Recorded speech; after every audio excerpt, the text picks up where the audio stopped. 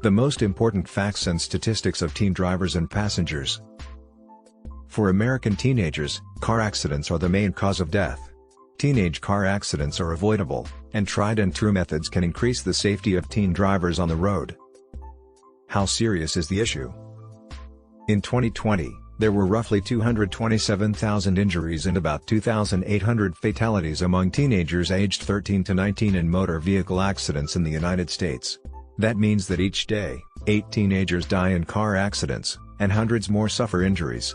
Teenagers aged 13 to 19 who died in motor vehicle crashes in 2010 cost the nation $40.7 billion in medical expenses alone, not including estimates for lost lives. Who is most in danger? Teenagers between the ages of 16 and 19 had the highest crash risk of any age group. The fatal crash rate for teen drivers in this age range is nearly 3 times higher per mile traveled than it is for drivers 20 and older. Teens who are more vulnerable to car accidents include males. In 2020, the death rate from motor vehicle crashes was 3 times higher for male drivers aged 16 to 19 than it was for female drivers in the same age group. Teens operating vehicles with young adult or teen passengers. Teen drivers who are not under adult supervision run a higher risk of collision when they have teen or young adult passengers. Each extra teen or young adult traveler increases the risk. Recently licensed teens, the danger of a crash increases during the initial months of licensure. For instance, data show that the crash rate per mile driven is almost 1.5 times higher for drivers under the age of 16 than it is for drivers between the ages of 18 and 19. What elements can put teenagers in danger? Inexperience. Teenage drivers are more likely than more experienced ones to underestimate or be unable to recognize unsafe situations. Additionally, teens are more likely than adults to make crucial mistakes that could result in catastrophic collisions. Driving at night and on the weekends. Driving at night is riskier than driving during the day for drivers of all ages, but young drivers are particularly vulnerable. Teen drivers, ages 16 to 19, have a fatal crash rate per mile traveled that is around 3 times higher than adult drivers, ages 30 to 59. In 2020, 50% of fatal car accidents involving youths aged 13 to 19 happened on a Friday, Saturday, or Sunday, and 44% happened between 9 p.m. and 6 a.m. Lack of seatbelt use. Teenagers and young adults frequently fail to buckle their seatbelts when driving. 56% of 16 to 19-year-old drivers and passengers killed in car accidents in 2020 were not wearing seatbelts at the time of the accident. In 2019, 43.1% of high school students in the United States did not always buckle up when traveling in a vehicle that was being driven by someone else. According to data from yearly studies where researchers monitor people using seatbelts in cars, teenagers and young adults, 16 to 24 years old, routinely wear less seatbelts in the front seat than do adults, 25 years of age and older. Drive while distracted. All drivers are severely impacted by distractions, but young, inexperienced drivers are at a higher risk. 39% of American high school students who drove reported texting or emailing at least once in the previous 30 days in 2019.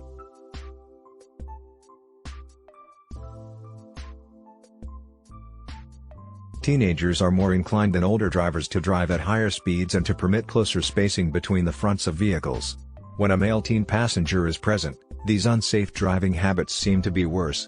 In 2020, speeding was a factor in 35% of male drivers and 18% of female drivers, ages 15 to 20, involved in fatal collisions. Consuming alcohol.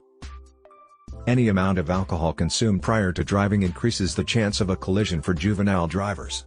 Even at blood alcohol concentrations, BAC, below the legal limit for adults, teen drivers are substantially more likely than older drivers to be involved in crashes at the same BAC level. The following findings were obtained from the 2019 National Youth Risk Behavior Survey. 5.4% of American high school students who drove did so after consuming alcohol at least once in the 30 days prior to the study. The likelihood of pupils who were older, male, Hispanic, or had poorer grades driving after consuming alcohol was higher.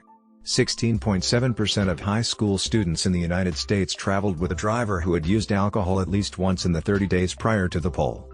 Students who were Hispanic or had lower GPAs were more likely to ride with a drunk driver.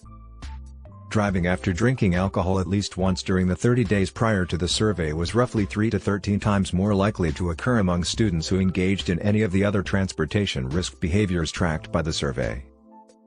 Despite the fact that it is against the law for anyone under the age of 21 to consume alcohol or drive after doing so, 2020 data showed that drivers between the ages of 15 to 20 who died in car accidents had alcohol in their systems 29% of the time. 17% of drivers between the ages of 15 to 20 who were involved in fatal car accidents had a blood alcohol content, BAC, of 0.08% or higher, which is the legal limit in all 50 states for adults. Note, Utah has a BAC limit of 0.05%. 62% of drivers between the ages of 15 and 20 who died in car accidents after drinking and driving were not buckled up. Prior to being in a fatal collision, 24% of male drivers aged 15 to 20 and 17% of female drivers aged 15 to 20 had consumed alcohol. Drug/substance use. Any drug-impaired driving is risky and against the law. This includes operating a vehicle while under the influence of alcohol, marijuana, other illegal substances, prescription pharmaceuticals, and/or over-the-counter drugs. Numerous drugs and substances have the potential to make it difficult for teenagers to operate a vehicle safely. Marijuana is the drug most frequently linked to impaired driving, second only to alcohol. Marijuana impairs decision-making, motor coordination, judgment, and reaction time, all of which are necessary for safe driving. Use of marijuana before operating a motor vehicle has been linked to a higher risk of collisions. According to findings from the 2017 National Youth Risk Behavior Poll, 13% of high school students in the United States who drive admitted to consuming marijuana within 30 days prior to the survey. Driving after using marijuana and alcohol together may result in higher impairments in judgment and an increased risk of car accidents than driving after taking either drug alone. Seatbelts prevent death. At least 50% of 16 to 19-year-old teen drivers and passengers killed in car accidents in 2020 did not have their seatbelts on at the time of the accident. According to research, seatbelts cut the number of major crash-related injuries and fatalities in half. First-line enforcement of seatbelt regulations. The way that seatbelt laws are enforced varies between states. Police can issue tickets to drivers or passengers for failing to buckle their seatbelts under primary enforcement laws, even if it is the lone infraction. Police can only issue tickets for not wearing a seatbelt under secondary enforcement if they have already stopped the driver for another reason. Some states have primary enforcement seatbelt requirements for young drivers but secondary enforcement rules for adults. Those with primary enforcement seatbelt legislation regularly have greater rates of seatbelt use among all age groups than do states with secondary enforcement seatbelt laws. For the most recent information on seatbelt regulations by state, including the type of enforcement, who is covered, and which sitting positions are covered, see the Seatbelt and Child Seat Laws by State webpage on the Insurance Institute for Highway Safety website. Additionally, the CDC offers state-specific data sheets that give an overview of seatbelt use, motor vehicle occupant mortality, and tested methods for boosting the use of booster seats, car seats, and seatbelts. If your state were to enact a primary enforcement seatbelt law, you may find out how many lives could be saved, injuries could be avoided, and expenses could be avoided using the CDC's Motor Vehicle Prioritizing Interventions and Cost Calculator for States, MVPICS. Avoiding drunk driving prevents accidents. To help prevent underage drinking and driving, it is advised that minimum legal drinking age, MLDA, legislation and zero-tolerance policies be maintained and enforced. Reduced crash injuries and deaths due to graduated driver licensing, GDL, systems. Driving is a complicated skill that requires practice to master. Teenagers are more likely to be involved in collisions because they lack driving expertise and frequently take risks. Graduated driver licensing, GDL, systems were developed in response to the demand for skill development and driving supervision for new drivers. With the use of GDL systems, novice drivers can develop their driving abilities and experience over time in lower-risk situations.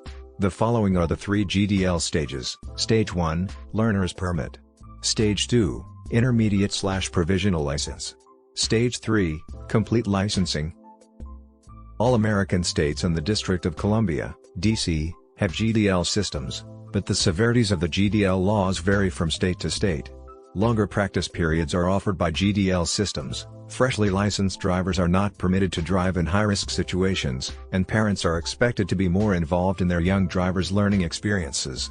GDL systems are helpful at lowering teen collisions and fatalities, according to research.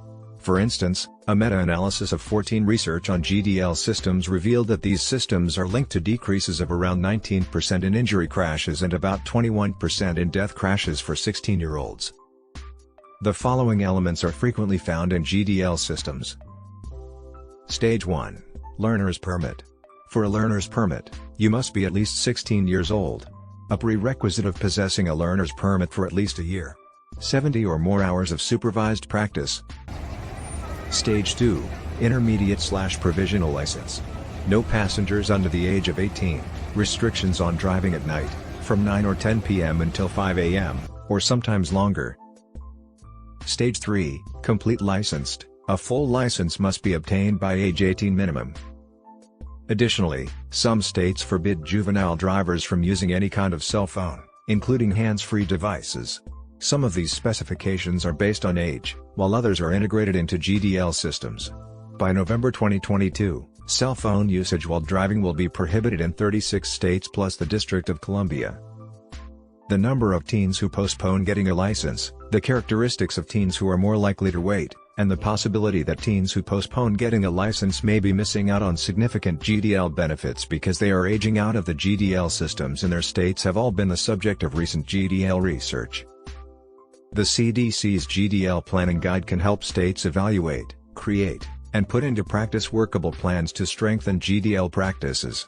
The state-specific fact sheets on costs of motor vehicle crash deaths published by the CDC offer suggestions for tried-and-true state-specific tactics, including those that could improve each state's GDL system. How can parents help?